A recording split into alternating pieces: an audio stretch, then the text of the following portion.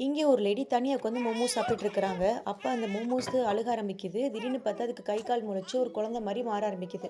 அவங்களும் அந்த மோமோஸ எடுத்துட்டு தன்னோட சொந்த குழந்தை மாரி வளர்க்க ஆரம்பிக்கிறாங்க. அதுக்கு வேணுங்கிறத செஞ்சு குடுக்குறது, வெளிய போகும்போது எல்லா இடத்துக்கும் அத கூட்டிட்டு போறது, அதுக்குன்னு எந்த ஒரு தடங்கலும் வராம அது ரொம்ப சேஃபா பார்த்துக்கிறதுன்னு, அது கூட ரொம்ப கேரிங்கா இருக்கிறாங்க. நாளாக நாளாக அதோட பிஹேவியர் எல்லாம் ரொம்ப சேஞ்ச் ஆக ஆரம்பிக்குது. இவங்க யார் கூடவோ பேச ஆரம்பிக்குது. அம்மா செய்றத சாப்பிடாம வெளிய போக ஆரம்பிக்குது.